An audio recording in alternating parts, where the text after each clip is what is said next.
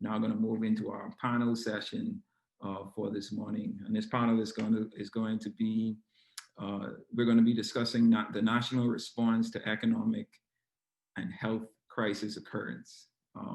So everything we're dealing with today, most of the things that we're dealing with today, we're dealing with things from a national standpoint, nation building, dealing with from a government level, just broadening the scope of the conversation. And I am grateful for all of our speakers thus far who have taken part in our sessions this morning. So I'm going to give the introductions to all of our panelists. So I'm just going to pull their information up. Now I'm going to lead off with Dr. Pepe Ramnath. Dr. Pepe Ramnath was born on the island of Trinidad and Tobago. He is the husband of Angela and father of 3 children, Matthew, Joshua, and Leah, guardian of Josiah and his grandson, Dylan Ramnath. Pepe Ramnath and his wife, Angela, are founders of the first epigenetic and eco-environmentally friendly training facility, namely the Miramar Kingdom Community Center, established in 1995 in Miramar, Florida. He was personally mentored by Dr. Miles and Ruth Monroe for over 25 years. Dr. Ramnath has a bachelor's degree in microbiology, a master's degree in environmental science, and a specialized doctor of philosophy in environmental microscopy. He has also received several honorary doctoral degrees at several universities around the world. He sits on the board of trustees of the International Third World Leaders Association, ITWLA, and he's presently in high demand around the world as a conference speaker and lecturer. Dr. Pepe presently serves as the United Nations NGO EO ambassador for the WOLMI in New York and Vienna, Austria. And he now sits on the CILC board of directors, where he represents Israel Technologies to the Caribbean. Dr. Ramnath uses his academics in science to convey and interpret the message of the kingdom. His mission is to raise up leaders within a culture influenced by the ancient kingdom philosophy that would eventually influence this world economically, politically, socially, and culturally. And so that is Dr. Pepe Ramnath. Next, we have Dr. Joseph Ripley. Dr. Joseph Ripley is the founder and pastor of the Body of Christ Church International USA, a multifaceted ministry located in Fayetteville, Georgia. Traveling from Hawaii to Central America and from Australia to Africa to China, Dr. Ripley is widely regarded as an internationally known author and conference speaker. Dr. Ripley is a trustee of the International Third World Leaders Association, founded by Dr. Miles Monroe. And recently, Dr. Ripley was conferred the appointment of Ambassador Statesman to the United Nations by the Word of Life Ministries International, a non-government organization in special status of the Economic and Social Council of the United Nations. Most recently, he was recognized as an expert in the area of Christian leadership and thus received the title of His Excellency Reverend Dr. Joseph Ripley Sr., CDKA, PhD, COIE, a lot of acronyms. Dr. Ripley and his wife, Marjanita, are the proud parents of 3 children, April, Heather, and Joseph Jr. And then finally, we have Dr. Glenn Beneby. Dr. Glenn Beneby is a chief medical officer for the Commonwealth of the Bahamas. He graduated from the University of the West Indies the University of the West Indies Medical School in Jamaica. He's a fellow Royal College of Anesthesia in London in 1984. He has an advanced diploma in public administration and public management. He's involved in medical management for more than 25 years. He's a medical advisor of the Public Hospitals Authority, appointed from 1999. He's actively involved in clinical anesthesia practice and healthcare research. He's a lecturer, author, and international guest speaker on the subject of anesthesia.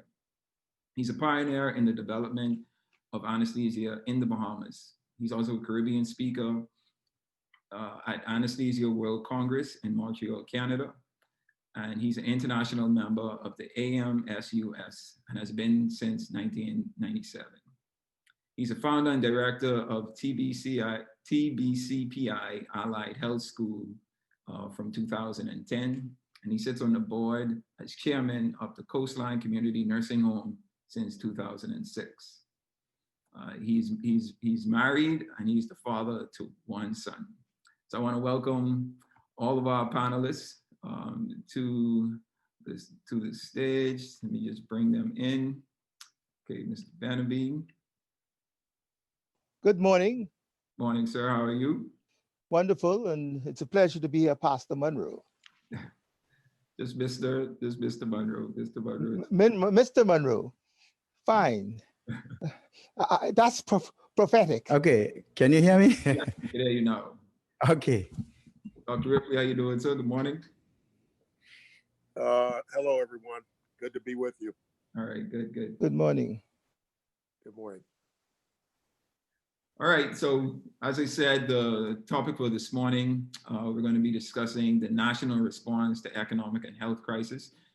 We have all been going through this crisis, this pandemic, this global pandemic for the better part of 2020.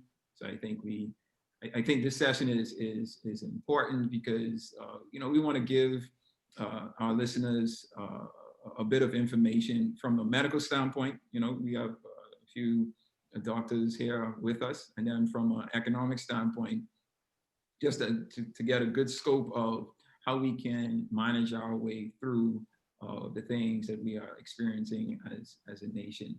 So I'm going to jump right into it. I'm going to give each of you an opportunity to discuss your personal points on the subject. And Dr. Beneby, we'll start with you. Ladies and gentlemen, first of all, let me thank the organizers of the BFM Global Leadership Forum 2020 for inviting me to speak on this profound, in terms of August, decision-making body, I would think, even though it's not formal, but the information shared here is global. And therefore, it sets the platform for us to discuss matters that affect the entire world. We are finding ourselves in a global pandemic healthcare crisis. I shall speak to it on 7 points, as written here on my first slide. I will give you an overview of the history. I will talk a little bit about the virus itself, the coronavirus, and then I will define the definition of this crisis, what it is to us as a globe and as a people throughout the world.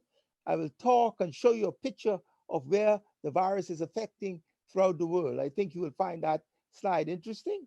And then we will talk the extent of the involvement, who all is involved, where is the involvement, and what is happening.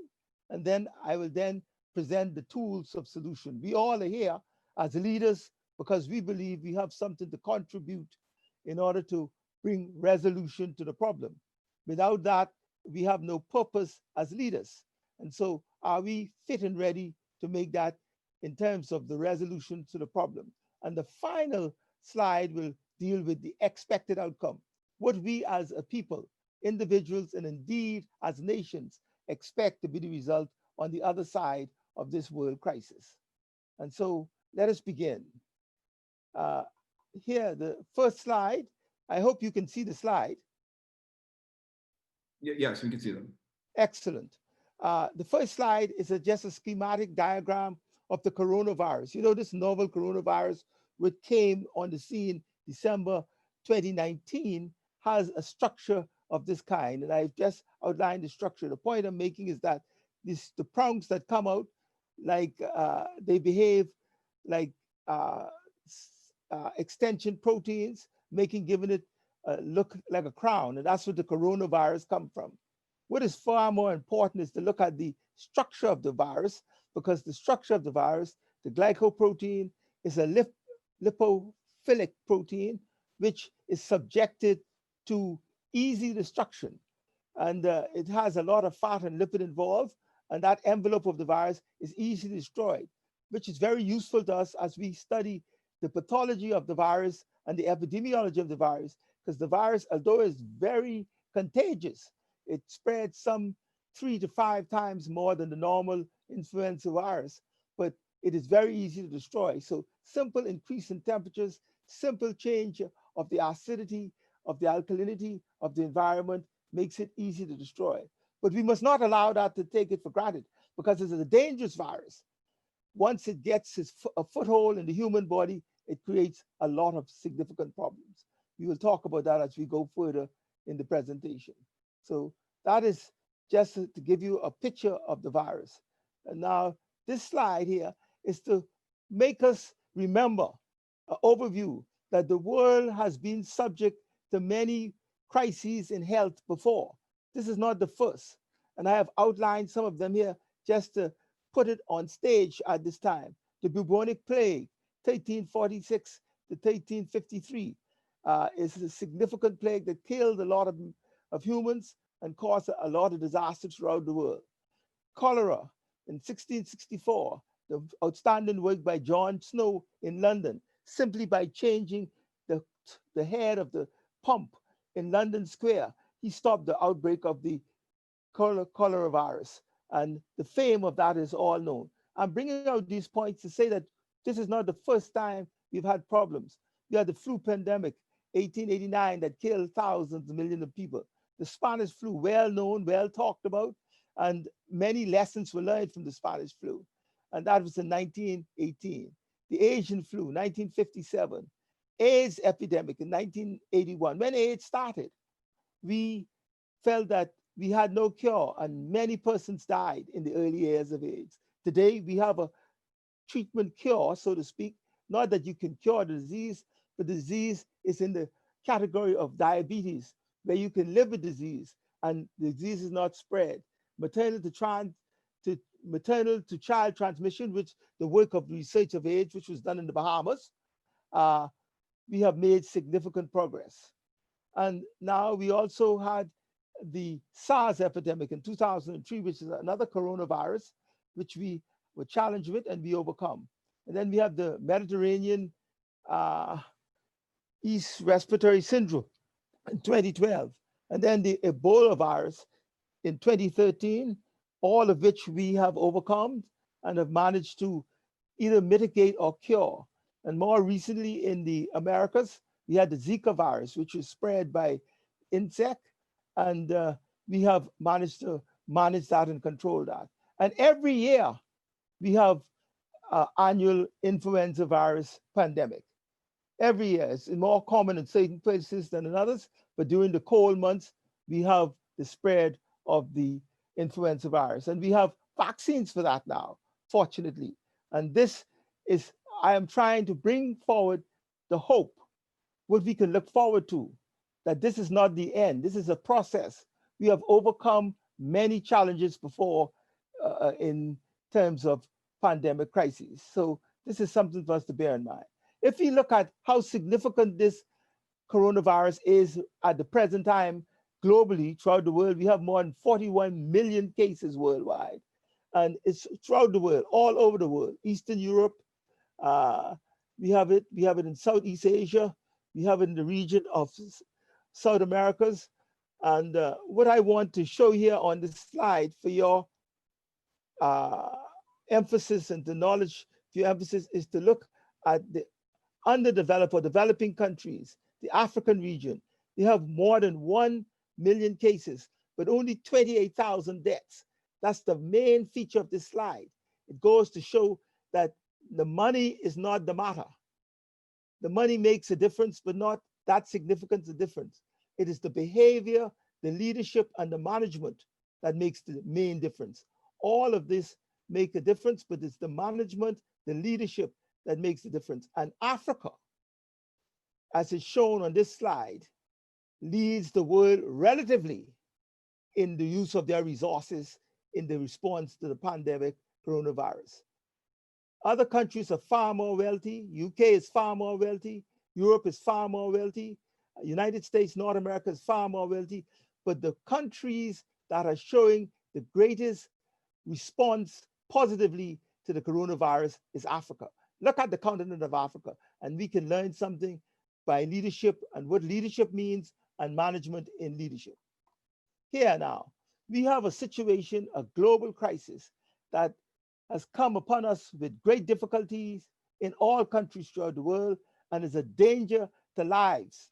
That's what makes it so important because human lives are at stake. The morbidity and mortality is up all over the world, increasing. Mortality in North America, more than 200, 300,000. Morbidity, same thing. And we are getting more and more costs associated with the implementation of the changes we're making. There's financial disruption. Every time we close down in an attempt to stop the virus, we stop all the other services. And that creates other challenges in terms of economic poverty, in terms of transport. We are having challenges, food supplies throughout the world is being affected, transport of every kind. So commerce is on hold or is being significantly disrupted. If we look at the financial disruptions of millions, billions of dollars have been at stake. Countries are on the border of bankruptcy because of this coronavirus. And the cultural changes, we know cultural changes take years to occur. We are now experiencing cultural changes in days, months, weeks. And that is within itself dramatic. Dramatic to people, is causing much mental strain, psychological strain, and even up to the day, I was talking to people who were telling me that their people are complaining, even professionals, because of the coronavirus, they are having mental problems and psychological problems. The existence of the entire human race is threatened. And once the existence of the human race is threatened, everything stands on end. The cannon flight response comes to play. The autonomic responses of the body come into play. People are having to interact in a way that they have never interacted before, having to call on resources and call on situations that they have not experienced. One of the greatest things is that this is not planned. The crisis is not planned. It's an opportunity to do other things, as I will point out shortly. It's an opportunity for a number of the things, but it involves the whole human race, not planned. North America, by today, up to yesterday, it was more than 8 million. By today, I think they'll have more than 9 million, just to show you how fast the infection is crossing the most #1 nation in the world with thousands of deaths. It's affecting everything. It's affecting the politics and the leadership. It's causing politicians to be re-elected and not elected. In New Zealand, the politician, the leader, the Prime Minister of New Zealand was re-elected because of her management of the coronavirus situation. In North America, the battle between President Donald Trump and Vice President Biden, the main point in that battle is how well did the government, the present government, Dr. Trump, President Trump, correction, is handling the coronavirus, and how much better can Vice President Biden handle the virus. It has to be thought of in different categories. There are certain groups, human beings, that are more vulnerable to this virus. It doesn't affect everybody the same. It affects elderly people significantly, and people with comorbidities and immune compromise significantly. So these groups are special groups that we must protect, although it affects children, but not as much as those other groups. So the vulnerable groups need special attention in this course of looking at the coronavirus. As we look at the epidemiology of the disease, where do we find the disease most? At one point, where is the most dangerous to be found? In nursing care homes, where we have a more vulnerable populations all over the world. Indeed, the Bahamas has been very fortunate, because although we in the Bahamas have found cases in nursing homes, they are being few and far between. But in other countries, UK in particular, and North America in particular, hundreds, thousands of patients have died in nursing homes, and the whole protocol of nursing homes has to be changed to accommodate the coronavirus. The pathology of the disease is a challenge for us, because not everybody is sick. Some people are not sick, but not because you don't have any symptoms mean you can't spread the disease. Without symptoms, you're still spreading the disease. In my opinion, it's like a stealth bomber. You don't hear it, but when it dropped the bomb, it caused more problems. And we're having similar problems. So the symptomatic patients, in my opinion, are the ones who are better for us than the asymptomatic patient. There's a difference in the pattern of the pathology of the disease. There's a difference between acute disease, which affects the immune system, and chronic disease, which is a phased approach. So people who get the acute disease get cough, headaches, loss of appetite, diarrhea, all these things can happen. That's acute, slight. Also, when you get involvement of the lung, it changes a gear, so to speak. You go into another phase, and that phase is extremely dangerous because it affects your oxygen. And sudden change in the oxygen saturation means the treatment pattern and what you offer the patient must change. And when you get your immune system involved, the reaction of the immune system to the cytokine system creates catastrophic effects in the lung, catastrophic effects in the body. And you get involvement of the blood, and the blood causes thrombus throughout the body. And the thrombus cause obstructions, and you obstruction the heart, you get heart attacks, you get loss of limbs, you get any number of problems. A myriad of problems can occur with this disease. This disease is a serious disease and mimics many, many, many conditions. Severity is severe. Dr. Beneby, not to cut you off, but you're getting into parts of the panel. I want to ask you a lot of questions on what you're doing, and I also want to give the other speakers an opportunity. Well, you'll have an opportunity at the end. I'm going to open for questions. I just thought to give a background. No, I understand, but the speakers also, you know, I want everyone to really shed some light on their perspective on the event. So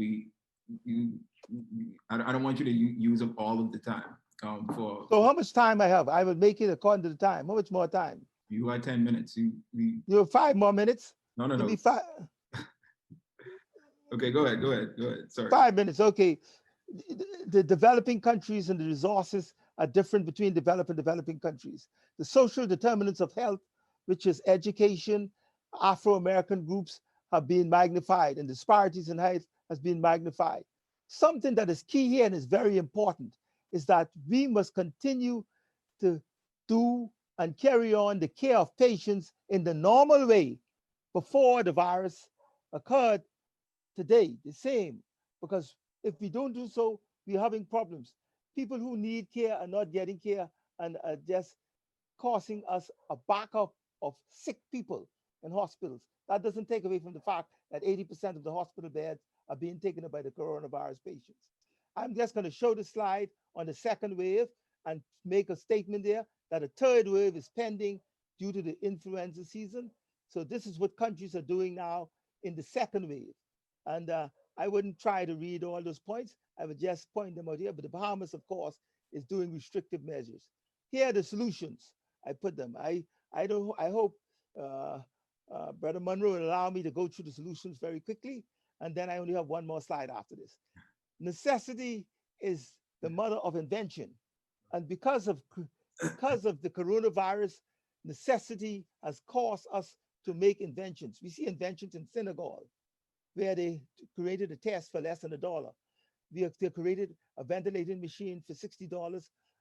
In truth, in fact, when they imported the machine was $16,000, and that is significant. I thought to mention that. The June service in Zimbabwe, where you have drones being used in public health, significant again. Ghana has put on an online platform for shopping, which was not there before and has altered shopping. Leadership. The leaders must have creativity and innovation, re-engineering. We heard some of those points from Pastor Burris earlier this morning. The protocols, we have to understand that protocols exist already. So all we need to do in those cases is strengthen those protocols. But the protocols can no longer be implemented properly because there's no teeth in it, to use a colloquial term. And so they have to go to the parliament and have laws and politicians and penalties associated with trying to get people to obey the public health laws. Public education, healthy lifestyles. We must teach on psychology. Faith, hope, and love are the things that make a difference in the outcome of the disease. The whole practice of what we are doing must become a habit so we can have excellence and we can measure what we are doing with benchmark. Testing. If you don't know where the virus is, you can't do proper surveillance. So you must know where the virus is. Here, the human body is an instrument of defense, strengthening of the immune system, nutrition, exercise, water, sunlight, temperance, air, having ventilation and proper air, proper rest, not just laying down, but sleeping with the demonstration of your delta waves and the likes. Trust in God. So this is a very important point. We are trying to look for a cure. We know that a cure is highly unlikely, but that is what we're searching for, looking for a needle in a haystack, trying to get a cure, spending large sums of money, all the companies in the world being involved, all the resources coming to play. And we are making some progress, but little progress relative, in my opinion, to the progress that we have made by altering the human behavior. And we're looking for that silver bullet, the vaccine, to come on play. Safety is key, ethics is key, and the processes have to be looked at in that term. Long term, this is a dangerous area here. Development of herd immunity. For us to develop herd immunity, we have exposed people in the population to the virus. The virus kills, and so there's a real risk that you'll kill as many people as you save as you attempt to serve by development of herd immunity. And that's a dangerous area there, long term. Here we are, my last slide. And it's only 5 minutes, Brother Monroe. I just want you to know it's only 5 minutes. I went 5 minutes. Last slide. Here we go. We want to eliminate the causative agent. That's what we want to do. Long term, we want to have the practice, the mitigation, the mass sanitation in place in order for us to social distance and physical distance.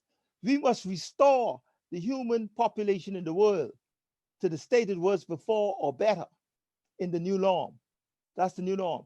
We must learn lessons from our experiences and strengthen our systems in our areas of weakness.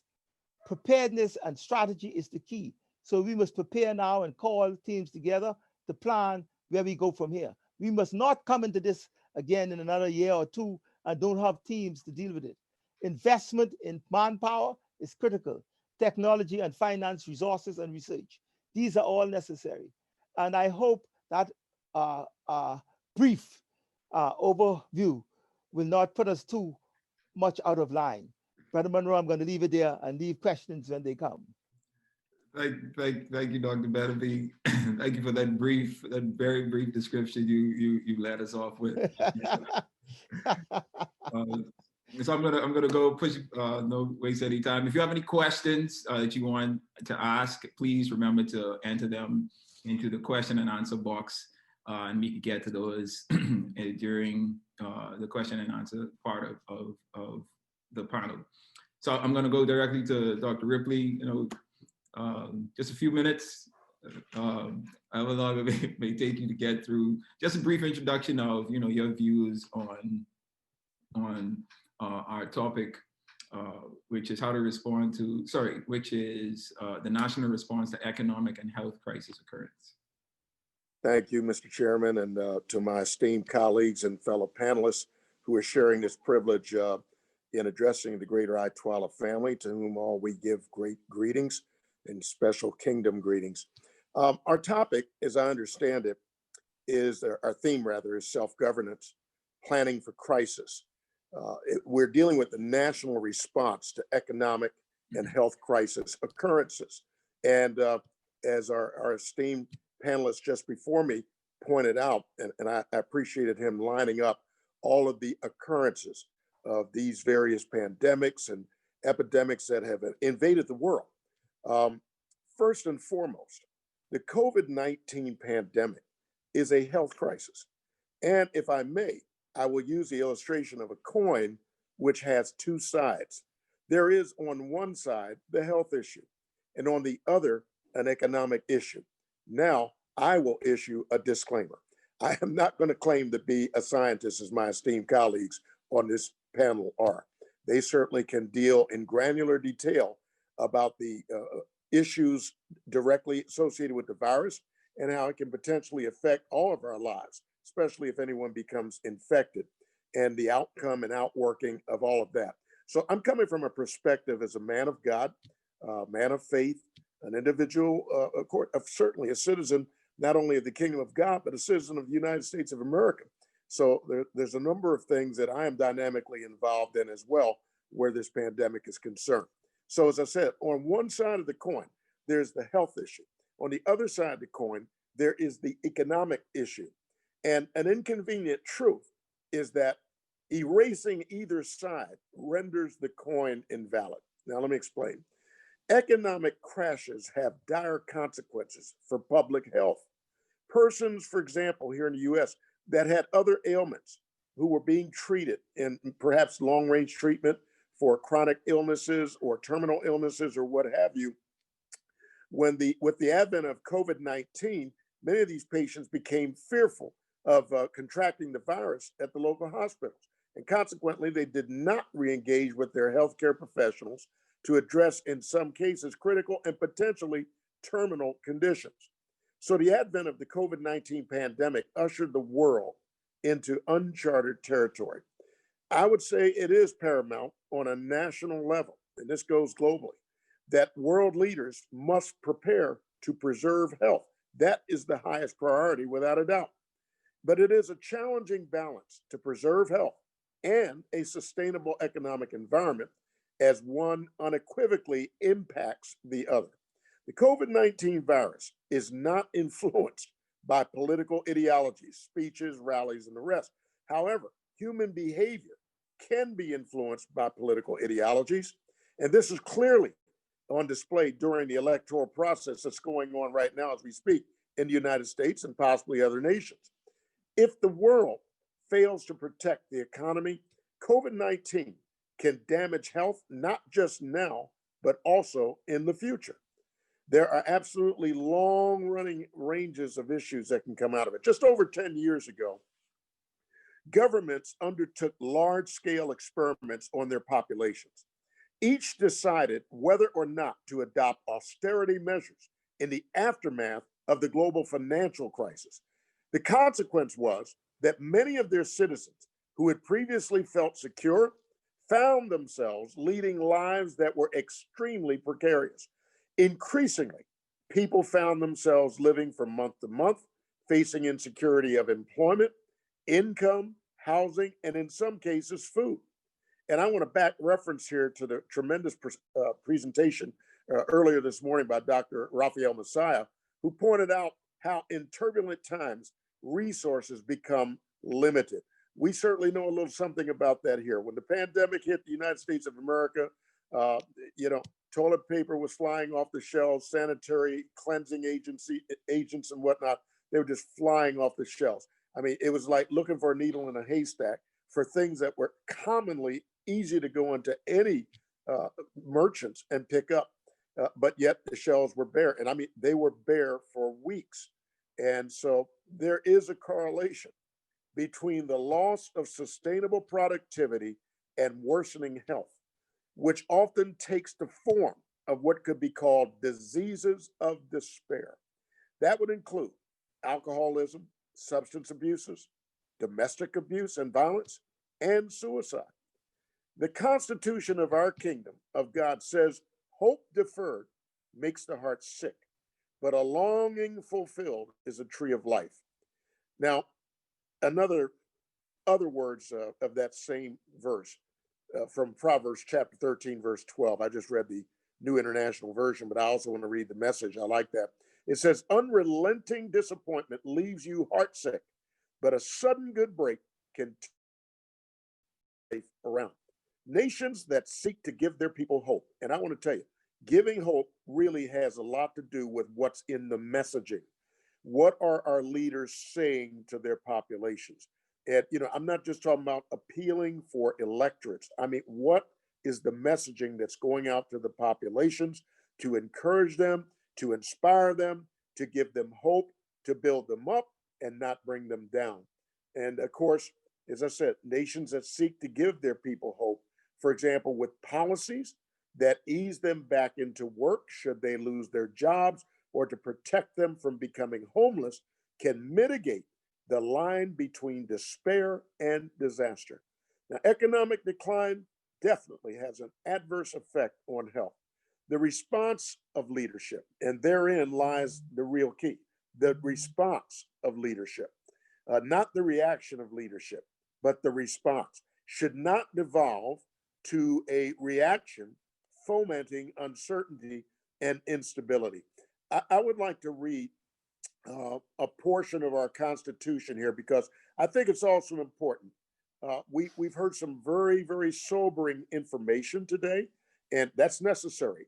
Even in the faith-based community, we preach the ideal, but we all know that we live the real. And so it's important that we can provide practical solutions and insights to engage and to deal with the challenges that face all of us at every stratum of society. Listen, this virus knows no favorites. It has attacked at every level, at every age, along with comorbidities, which certainly increase the vulnerability for people that contract the virus for becoming very seriously ill and sadly dying from it. But it has definitely attacked at every level. And it has no respect of persons or for persons whatsoever. As I said earlier, it doesn't respond at all to political ideologies or philosophies. But it will, I tell you what, it will respond to the word of God. Let me just share from our Constitution here. From the book of Ecclesiastes, chapter 3, it begins to everything there is a season. I love that. To everything there's a season. What did that say? Everything's got a shelf life that's under the sun. Everything. It didn't come here to stay. It came to pass. Now, when I say that, I'm quite well aware, and I don't have to be a scientist to figure this out. But the viruses certainly have seasons. They come and they go. That's what a season does. It comes and it goes. It does just like people in the earth. There's only two things that all human beings really ever do. They enter and they leave. Why? Because we all have a season. Scripture says here, the Constitution says, look, if it's under the sun, it's got a season. It's got a shelf life. We need to be encouraged by that. Now, I must give an admonition here because as a man of God, I'm fully aware that God has a prophetic timeline of events. Now, no man knows the day or the hour. We don't exactly know what month, but a clue has been given us. Our great leader, the Lord Jesus, said, "Listen, I can't tell you the specifics, but he said, I tell you what, you can read the signs of the sky, and you figure there's a 40% chance of rain, 60% chance of snow. It's going to be hot. It's going to be cold." He said, "Why is it that you cannot read the signs of the times?" And these signs of the times are telling us that God's prophetic timetable is moving on. So we are literally going from event to event. Yes, the Bible says faith to faith, glory to glory, and so forth. But we need to be aware of that. But we also need to be encouraged because these kinds of things, pandemics, economic crises, they can crush the human spirit, and especially where the human spirit is uninformed, where people are uninformed. They fall into fear because people fear the unknown more than almost anything else. So let me say this. I want to read the passage. And to everything, there is a season and a time to every purpose under the heaven. And then, of course, the next several verses point out the fact that there's a time to be born, a time to die, a time to plant, time to pluck up that which is planted, time to kill and a time to heal, a time to break down and a time to build up, a time to weep and a time to laugh, a time to mourn and a time to dance, a time to cast away stones and a time to gather stones together, a time to embrace, watch this, and a time to refrain from embracing, a time to get and a time to lose, a time to keep and a time to cast away, a time to rend and a time to sow, a time to keep silence and a time to speak, a time to love and a time to hate, a time of war and a time of peace.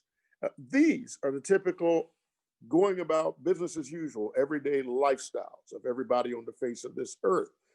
This wisest man in the world, under the inspiration of the Holy Spirit, said, look, these are the things that you can expect to happen here. Whatever else, I'm letting you know this is the landscape that you have to work in. And you'll need the wisdom of God in order to maneuver and navigate through it. And so through pandemics, through economic crises, we need to respond in alignment with the constitution of the kingdom. Now, as I said, we preach the ideal, but we live the real. I do understand that many of these government leaders and whatnot are not so interested, other than ceremonially speaking, in the constitution of our kingdom. They're going to run their countries on the basis of the constitutions, if they exist, in their countries. But nevertheless, we are charged as kingdom citizens to herald and proclaim the truth, not one of several truths, but the truth. And if I may dovetail off of some of our previous presenters who did absolutely remarkable jobs throughout the course of this Global Leadership Forum. I want to say, yes, we have to get involved. We have to touch people, but I want to say something.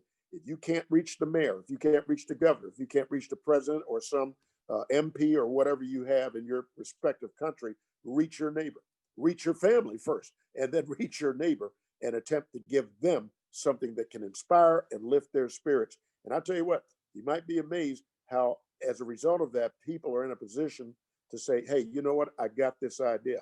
I think it can help this situation. And the next thing you know, they become self-deployed, not just self-employed, but self-deployed. So I just want to leave my perspective right there, Mr. Chairman. Thank you for the privilege to serve on this panel. God bless you. All right, thank you, Dr. Ripley. And moving right along to Dr. Pepe, I'm going to give you the opportunity to speak. Just keep in mind, I want to get to a few questions. You have a few questions that came in. Again, if you have any questions for any of our panelists, please submit them into the question and answer box. And if you're watching from YouTube, you can submit them in the chat box, and we'll get to those as well. Dr. Pepe. Yes, sir. Good afternoon, everyone. Thank you, Mr. Chairman, and my esteemed colleagues in the panel. I'm going to switch screen because I'm going to be trying to be a little bit practical in my couple of minutes that I have. You know, it was once said by this great king, and Dr. Ripley just quoted him too as well. And I'm amazed by his wisdom. This great king of Israel, he was a head of state, and his name was King Solomon. He made the statement in Ecclesiastes chapter 1, verse 9. He says, what has been will be again, and what has been done will be done again. There is really nothing new under the sun. So I am convinced from this particular statement that what he was saying is that coronavirus was probably given a different name a couple of thousand of years ago. It was always here.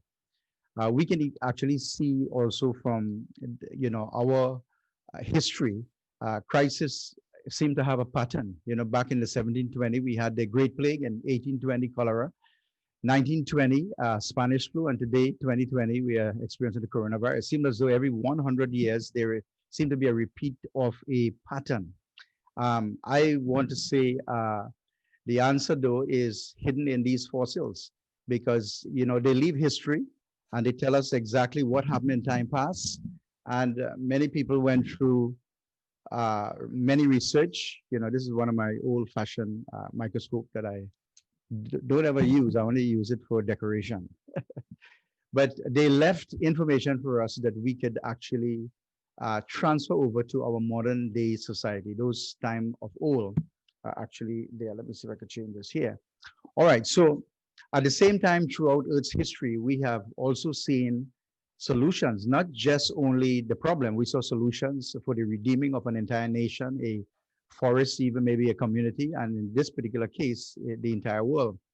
And before God restores or he recalibrates or realign, I call those three words judgment, really, a particular situation, before he would realign those situations, he normally will forewarn us. So he will send warning to speak through his servant. So we look to the prophets of science, the prophets of politics, the prophets of economics, and so forth. We may not want to call call it in those names in our churches, but this is the reality of what it is. Every warning or every judgment must always come with hope. You know, not just, doomsday. That's the end of it. That's the end of humankind, the end of the human race. But it should always come with some level of hope and some way out that God has. Otherwise, God just don't like us anymore.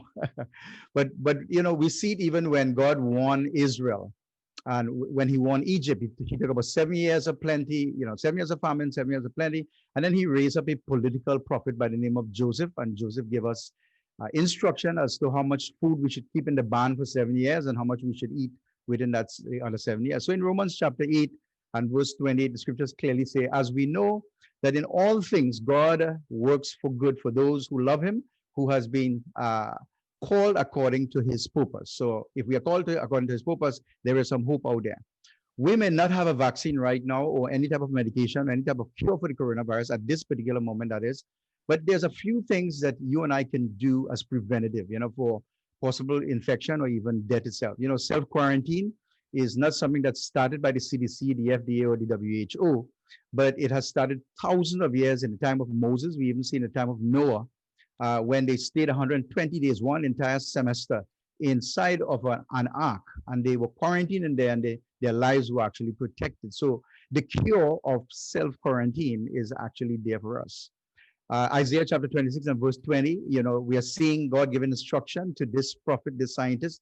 Isaiah, he says, go home, my people, and lock your doors, hide yourself for a little while until the Lord's anger has actually passed. He's telling us about quarantine. We have an obligation not only to our civil duty, but also to the commands of our God. We cannot exempt him in what he's saying. He knows what is best. Whether we think that we are an advanced society, we still have to come back and land on the platform of what God has actually said. We can see even in the parable of Jesus, when he talked about this pearl, when the merchant was searching for this particular pearl. I got this one, Charo, out in Hawaii.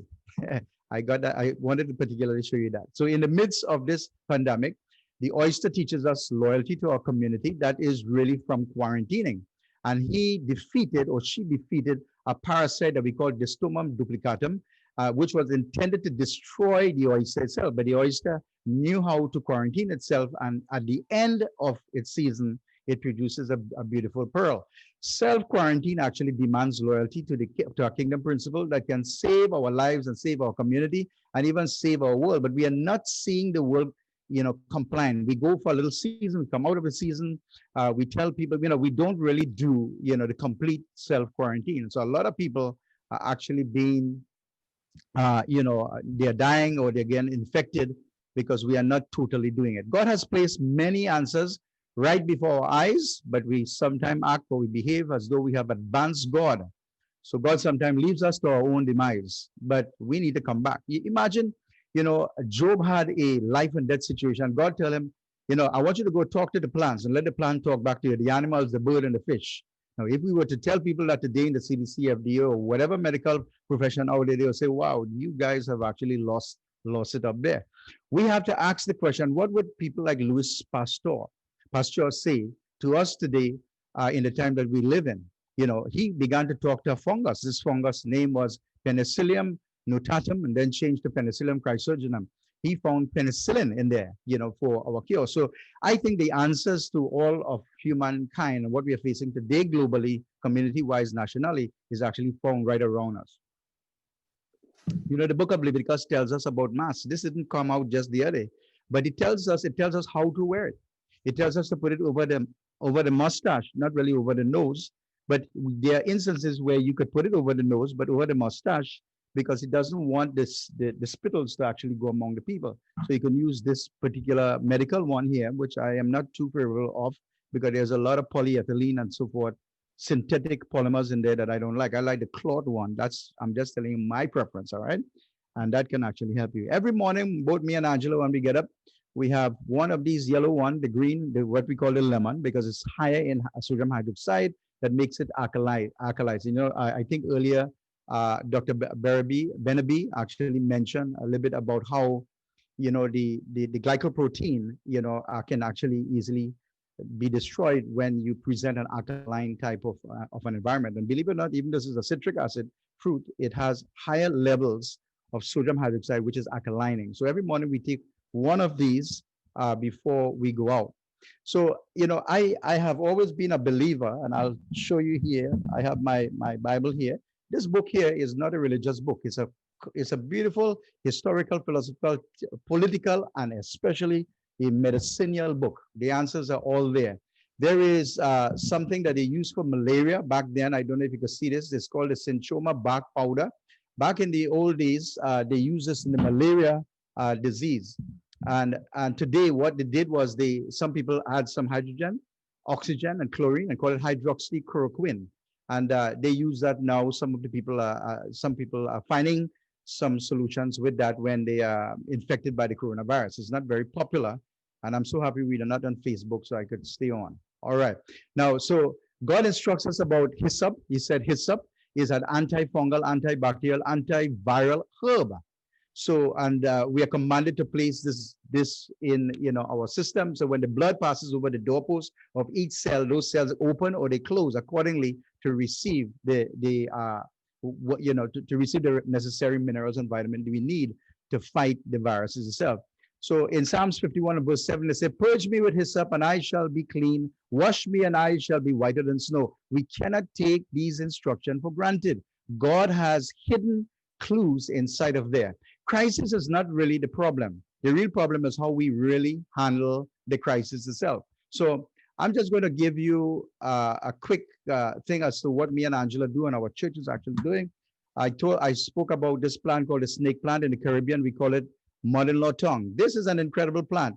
You don't need a whole lot of care for this. You just give it 1 cup of water once a week or so and just put it in a place in the house. It does something unique. It gives out oxygen at night. Most plant gives out carbon dioxide at night, but it also does something, when plant absorbs sunlight, it goes through a process called photosynthesis and then it gives out this byproduct called oxygen. Well, these leaves also does something interesting with viruses, bacteria, contaminants, germs. It absorbs ozone and it processes it through the leaves and spits out a byproduct that is called oxygen. I love that byproduct. So guess what? I have them all over my house. I got 40 of these in our church sanctuary. We thank God so far, and knock on wood, no one in our church have gotten infected. A couple little things that I also do. I went and I got me one of these, a nebulizer. All right. So you can nebulize. This is about $40 or so. You can put, there's a doctor named Dr. Thomas Levy. He's a surgeon. He actually uses hydrogen peroxide, to clean inside of his lungs, very, very short period of time and so forth. He's an MD that has actually worked with Nobel Prize winner Linus Pauling.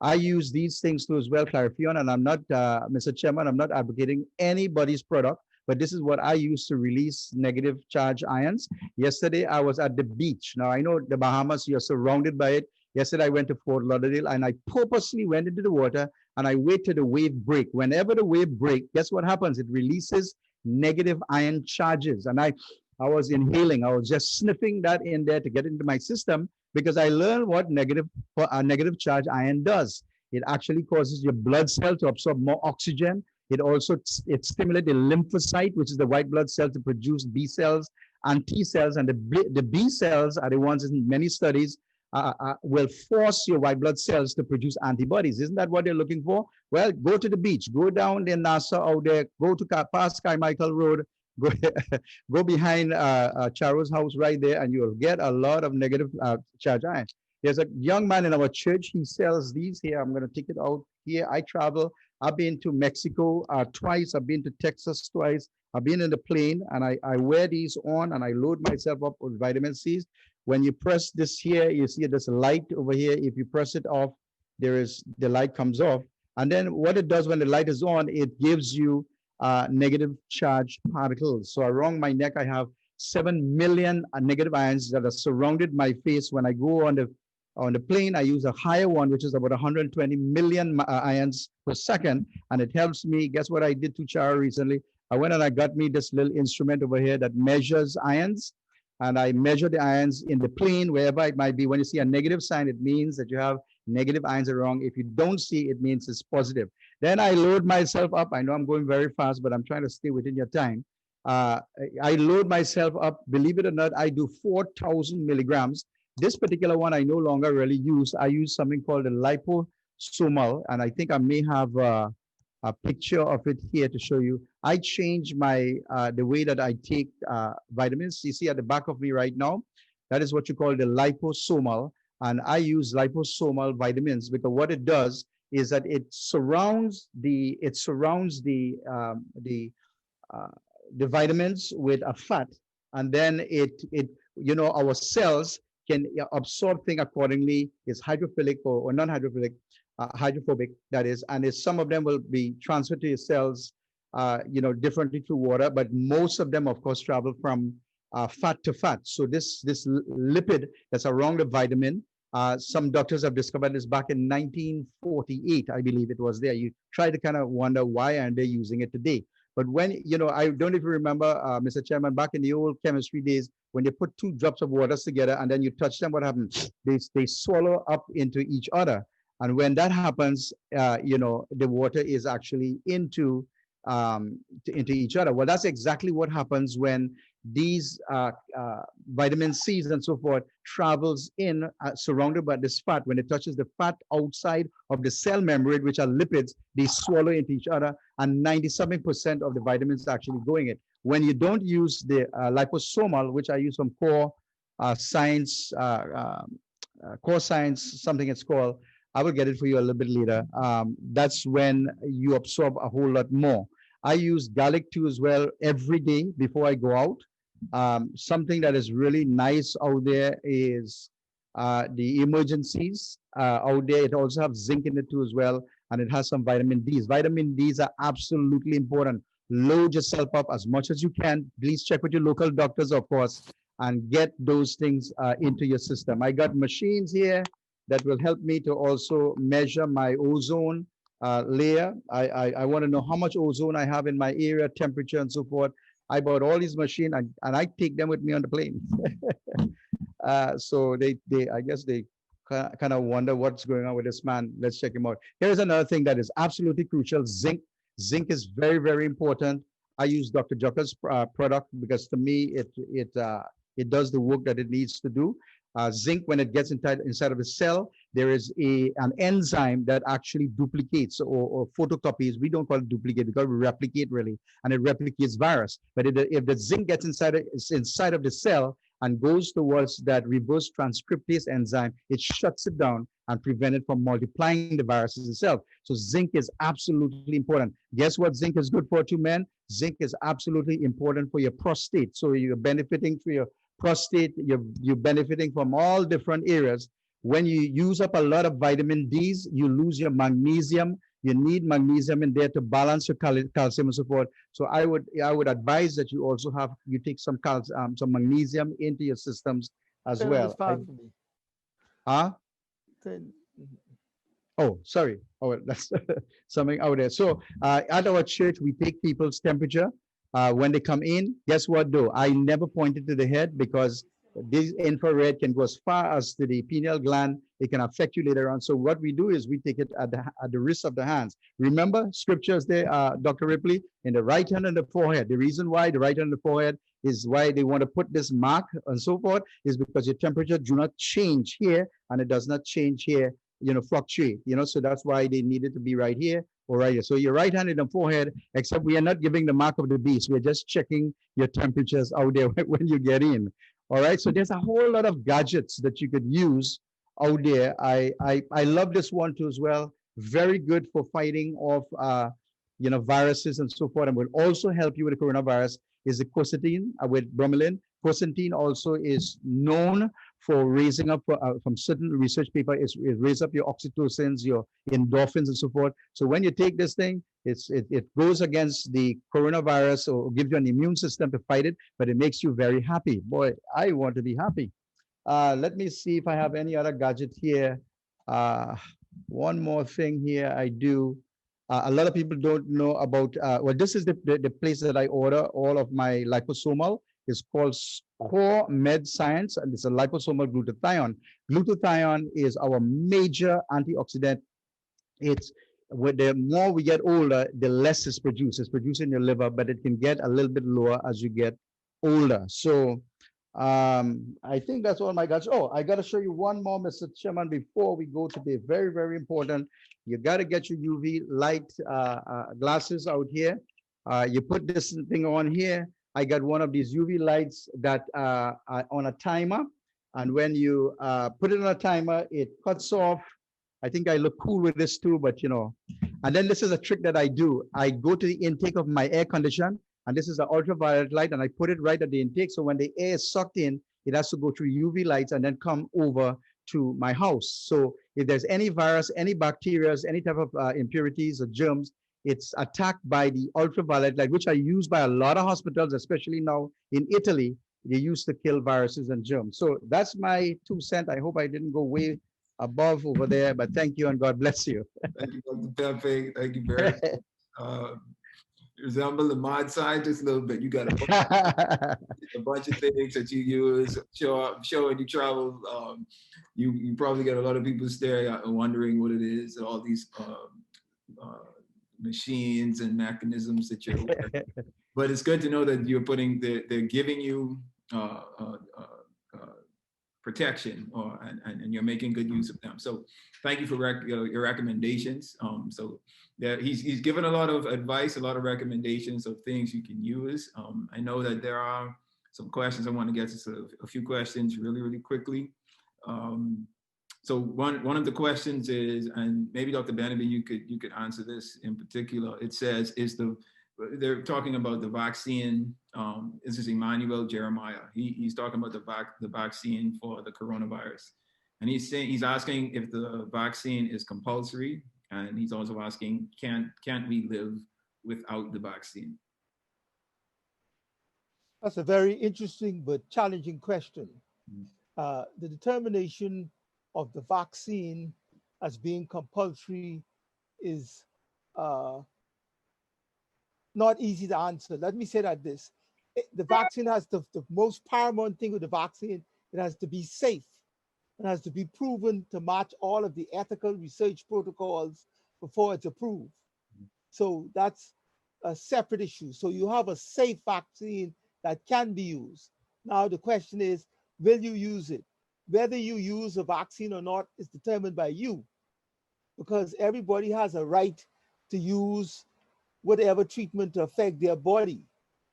That's one point that's important. Now, the final point where the controversy comes is that if your illness or your disease affects somebody else, it becomes a public health issue. And therefore, they will now, according to law, say, if you don't have the vaccine, you cannot go certain places, you cannot travel, you can't do certain things. So that is why the question of whether you get a vaccine or not is a complex question. It's not a yes or no answer. Yes, it's the simple answer. You should have a vaccine because vaccines have been proven to be helpful in the past and history, but you have to take in the person's rights as well as the public health laws as to whether you have the vaccine. And those points tend to cause a lot of sparks to fly. Yeah, I think the question is stemming from, I guess, the controversy with how soon a vaccine could be created. Because I know some talks were, mid to end of 2021, but there was also talks that the vaccine should be here before 2021. So I think that's a dilemma that people are skeptical with, whether if they announce a vaccine is available, is it safe? Should they use it? Should they give it to themselves or their family members and so forth? And one point to that, who should get it? Yeah. Who should get it? Who should get the vaccine? Yeah. Whether it should be given to certain sections of the population vulnerable, or should it be given to people with money? Should it be given to poor people? Should it be given to third world countries? Should it only be given to first world countries? These are ethical questions, and they have to be answered as well. So it's neither right nor wrong. It is normative, meaning that it has to be satisfied according to the circumstance. Okay. All right. Thank you for that input. Dr. Pepe, this next question is for you. So all the vitamins and stuff you displayed, this person, Raymond DeLone out of California, he wants to know, how does taking all of the vitamins affect your liver? Or is there any effect on the liver? On mute. Okay. Yeah. Like I said earlier, of course, anything that you're taking, you do want to consult with your local medical doctors. There are also a ton load of information on CDC and FDA website.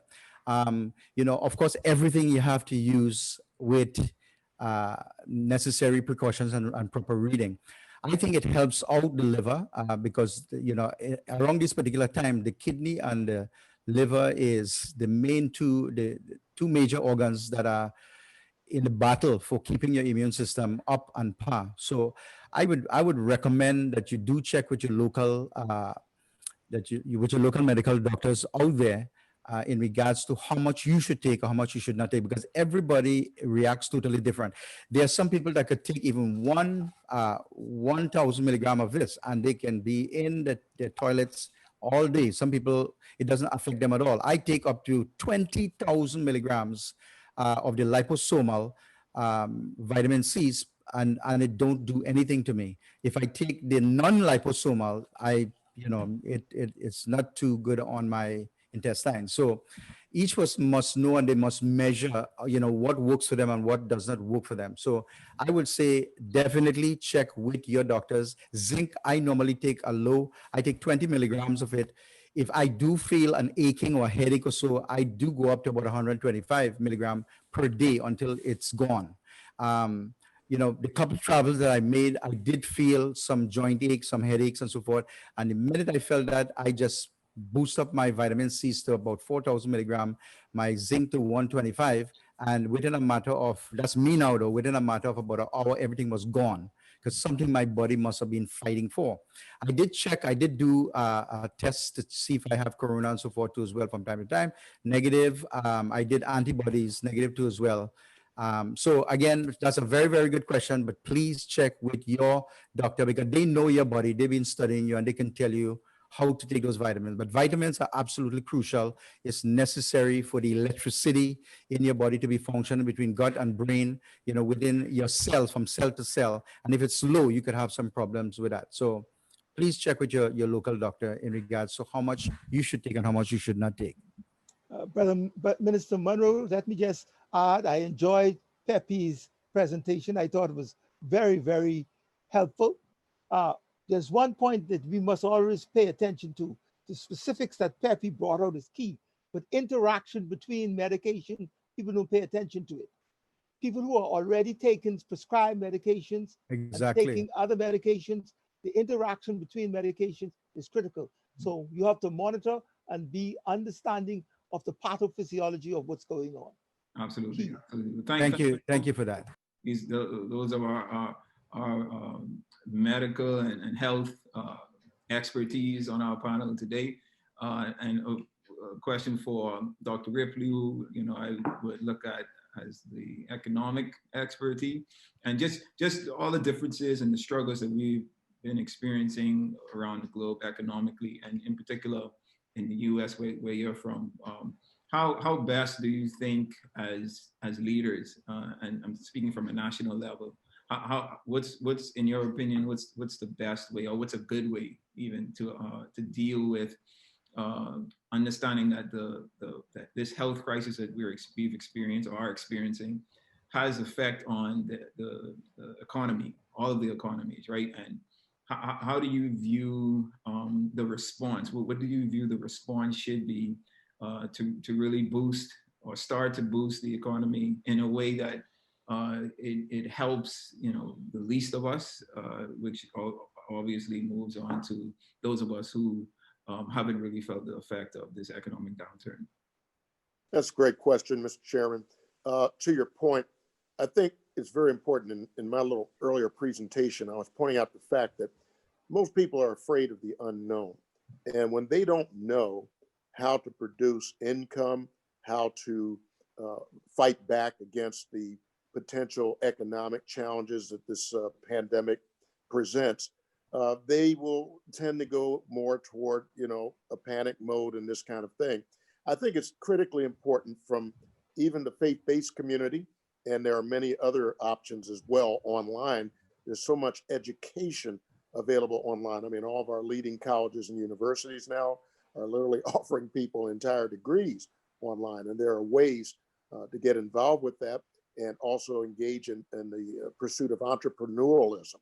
I was just remembering my daughter, Dr. April, the other day was featuring a young teenage boy who started a hot dog business out there. I mean, look, he's in the same pandemic everybody else is in. And apparently he, instead of focusing on the pandemic, he said, look, I'm going to focus on something that can help people. And to be, in all honesty, it's going to help himself as well. And as he said, look at his vision. In the face of the pandemic, he says, listen, you know what? I hope to put one of these businesses on every corner of the city. Now, I realize that we could look at that and say, well, that's a little bit of an unrealistic expectation, but I'd rather there be some, shall I say, some, pardon the expression, because I notice it's sensitive to our friends on the West Coast of the U.S., but I'd rather be a little wildfire than no fire. And that young man was full of fire to go out there after it. So again, addressing people today in the face of the economic challenges, I think it's important for them. I want to remind people that, listen, the truth of our Constitution is will not be altered, suspended, or changed. It is what it says. The Bible says, give and it shall be given to you. Every spiritual law, every principle of the kingdom is still very much intact. The virus has no impact on principles of the kingdom. And if I may, this may be a little dramatic here, but I know that maybe the worst case scenario that people consider in the face of this pandemic is getting sick and in fact dying from it. Listen, as citizens of the kingdom, we got everything going for us. Paul said it this way in Philippians. He said, you know what? For me to live is Christ, and for me to die is gain. I teach our people all the time, you always have something to look forward to, and the best is yet to come. If you internalize these principles, all of which are founded, rooted, and grounded in our Constitution, then you can literally face the pandemic. You can face whatever is remaining on God's prophetic timetable without fear. Now, one thing about it is we got to remember as citizens of the kingdom that God knows the future because he wrote the future. And if we read that future and we embrace that future, then you know what? We're going to have a future, regardless of what happens, regardless of the outcomes of elections or other dynamic things that are going on in the international community. That's where it is. But back to the original point, it's important to educate people because every person has at least 750 abilities. And they just need to, shall I say, positively exploit one or more of those. And because history proves it, in every pandemic, Dr. Beneby pointed out, every epidemic, every crisis, whether it's financial, whether it is health oriented, but you know what? Somebody rises to the occasion and comes out a millionaire, a billionaire, whatever, because they find a need and they get in there and they do it. It happens every time. It happened with the .com bust. It happened back in 2008 with the financial issue. There were many other avenues and opportunities that people could become financially sound, and I lightly use the word independent. But frankly, we're all interdependent. We all bring something to the table no one else does. But the good news is if you go to the table, leave what you have, but pick up what somebody else left. And I believe that'll give us a well-rounded approach. Awesome. Thank you so much, Dr. Ripley. Well, unfortunately, we're out of time, a little bit over time. So I'll give you guys an opportunity to give your closing remarks. So 60 seconds, gentlemen, please. Let's try to keep it short, 60 seconds. Just a closing remark, anything you want to leave with the audience. Dr. Pepe, we'll start with you. Take your vitamins. Get the necessary equipment, because one of the greatest things that we are dealing with right now is not necessarily the coronavirus, but the fear that it has generated. But fear is defeated by information, and the more information you gather, the faith comes by hearing, and by hearing the word of God, the least you operate in fear. Thank you. Dr. Beneby? Yes, thank you, Chairman. Let us make it clear. I'm a scientist by training, but I am a kingdom citizen by passport, Ripley, and that makes a difference. So let me stress the point here. Faith is the substance of things hoped for, the evidence of things not seen.